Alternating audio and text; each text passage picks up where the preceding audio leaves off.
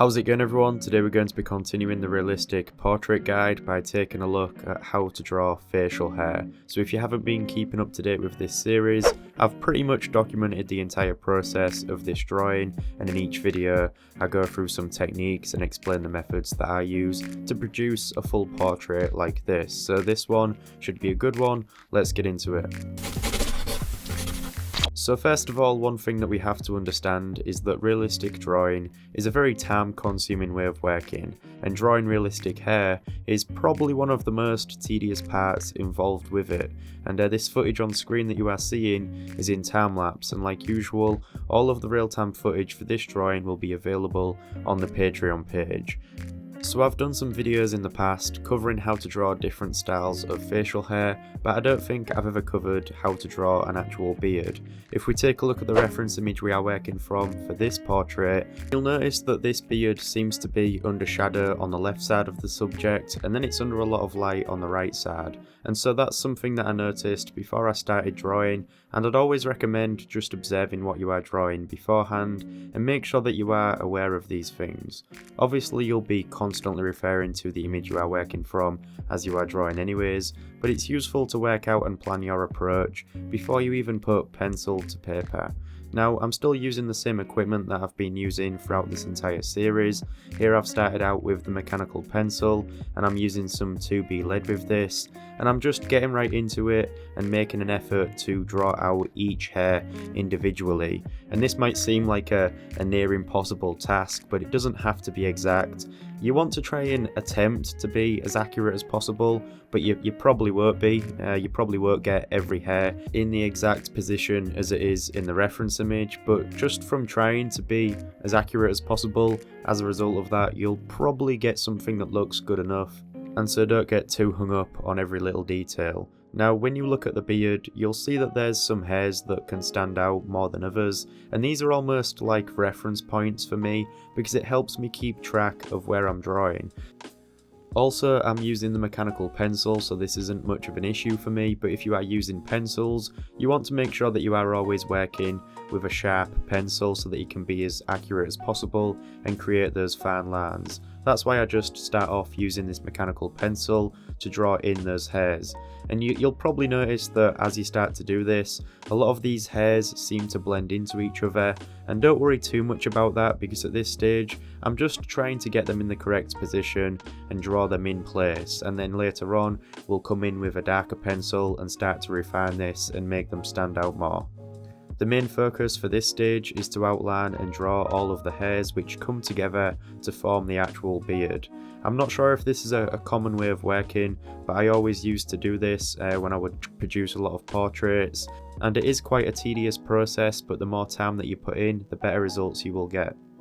So I'm also going to be drawing in the mouth here because it's amongst this beard, and again it might seem to blend in at first, but we will make it more obvious when we switch over to the darker 8B pencil, which is what I'll do now. So I happen to sharpen this quite frequently when I'm working because you don't want to be drawing hair with a blunt pencil, and if you're using a pencil with a soft lead it can blunt quite easily, so keep a sharpener nearby and make sure that you are always working with a sharp point. And at this stage I'm looking at the reference image, refining those hairs and darkening small sections in between them. Sometimes I'll lightly shade over the hairs as well if there's some shadow there. This usually takes just as much time as it did to actually draw the hairs in the first place because it's at this point that I need to try and create that realistic impression. I spend a lot of time working around the mouth as well as making sure the transition from the beard to the skin looks okay, and then I'm always comparing it with the reference image, making adjustments and just making sure that everything looks pretty accurate. And so I'll let this play out in time lapse before I move on to the other side of the beard.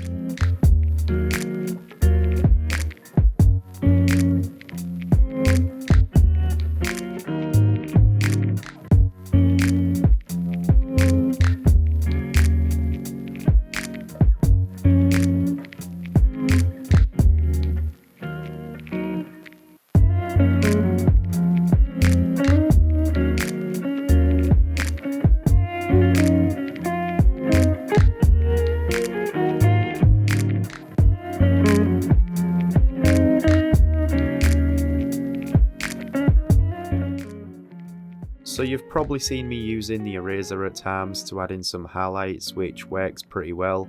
I've seen some artists even using a white gel pen of some kind to really make those areas stand out, but for now we'll just use the eraser.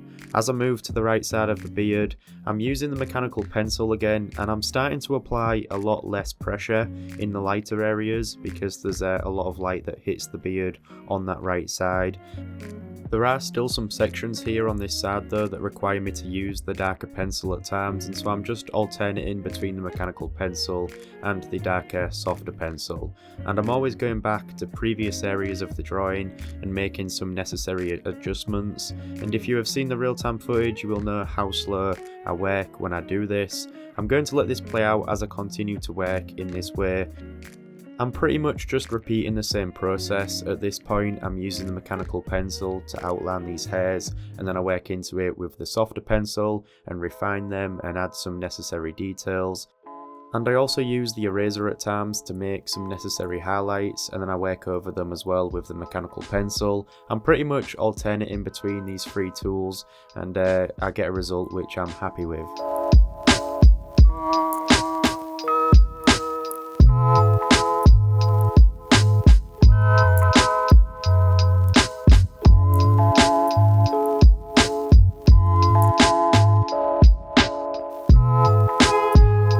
So we are finally coming to an end now, and just to give an idea of how long this facial hair section of the drawing had taken, I added up all of the footage that you saw in this video, and it totaled to about 6 hours, so it takes a long time, but I hope that sort of shows how patient you have to be when you want to draw as accurately as possible and get a realistic result that you are going to be happy with. And so yeah, that's pretty much everything for this one. We'll probably be using some similar techniques to draw the hair, and I'll document it and create a video on that for the next episode. So thank you for watching. If you enjoyed this, then please leave a like on the video, subscribe with the notifications on to stay up to date.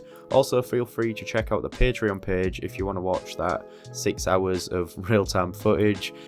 I tend to post all of the real-time footage for most of the drawings that you see in my videos over on there, along with some other stuff that you might be interested in. But that's pretty much everything for this one. Thank you for watching. I'll see you in the next one.